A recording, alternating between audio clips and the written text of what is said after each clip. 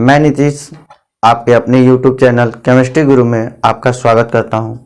आज हम लेके आए हैं कक्षा 10वीं की भौतिक विज्ञान के टॉपिक प्रकाश का परावर्तन, जो कि बोर्ड परीक्षा में अति लघु उत्तरीय प्रश्न में 2 अंक का पूछा जाता है और बहुविकल्पिक प्रश्न में 1 अंक का पूछ लिया जाता है। हर वर्ष के भांति इस वर्ष भी इस बिंदु से प्रश्न बनने की पूर्ण रूप से संभावना है। आइए बात करते हैं प्रकाश का परावर्तन। जब प्रकाश की किरणें किसी चिकनी सतह पे पड़ती हैं तो उस पे टकरा के पुनः अपने मार्ग में वापस लौट जाने की घटना ही प्रकाश का परावर्तन कहलाता है। आइए परिभाषा देखते हैं। जब प्रकाश किसी पालिशदार या चिकनी तल पर पड़ता है तो प्रकाश के अधिकांश भाग चिकनी तल से टकराकर पुनः उसी माध्यम में वापस लौट जाते हैं। इस घटना को प्रकाश का परावर्तन कहते हैं। प्रकाश के परावर्तन के मुख्यतः 2 नियम होते हैं। आपतन कोण परावर्तन कोण के बराबर होता है और दूसरी नियम आपतित किरण, परावर्तित किरण तथा आपतन बिंदु पर खींचा गया अभिलंब तीनों एक ही तल में होते हैं। आइए किरण आरेख के माध्यम से इसी बिंदु को समझते हैं। मान लीजिए किसी स्रोत से प्रकाश की किरण आ रही है। आने वाली किरण को आपतित किरण कहते हैं। जब यही किरण किसी दर्पण से टकराने के बाद उसी माध्यम में जब लौटती है तो लौटने वाली किरण को परावर्तित किरण कहते हैं। तो और इस पूरी घटना को, प्रकाश की इस पूरी घटना को, इस पूरी प्रक्रिया को प्रकाश का परावर्तन कहते हैं। इससे संबंधित 2 नियम हैं। आपतन कोण परावर्तन कोण के बराबर होता है।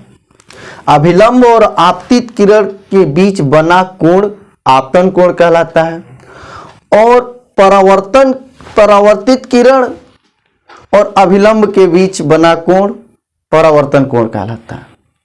और चूंकि यह तीनों आपतित किरण, परावर्तित किरण और आपतन बिंदु पे खींचा गया अभिलंब तीनों एक ही तल में होता है।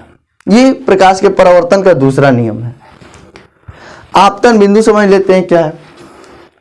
वह बिंदु, दर्पण का वह बिंदु जिस पर प्रकाश की किरणें टकराती हैं या टकराती हुई प्रतीत होती हैं, उसे आपतन बिंदु कहते हैं।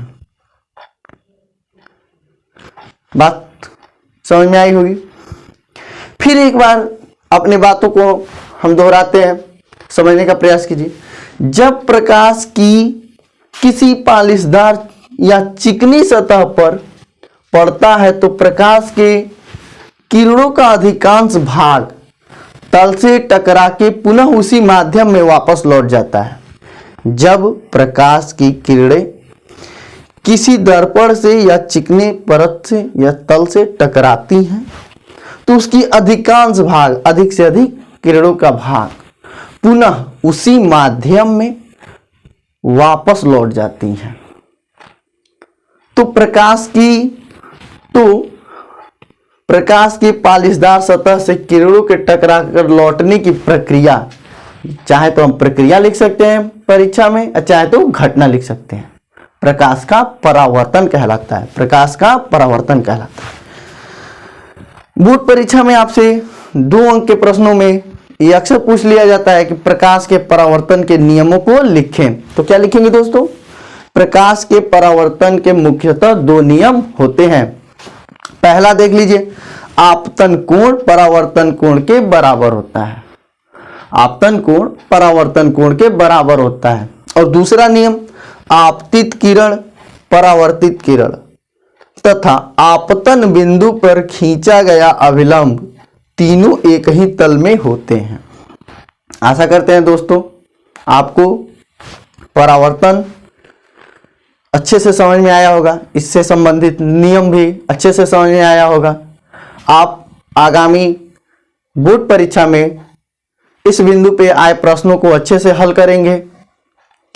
इसी के साथ दोस्तों, अगर ये वीडियो आपको अच्छी लगी हो तो मेरे चैनल को लाइक करें, सब्सक्राइब करें और अपने दोस्तों के पास शेयर करें।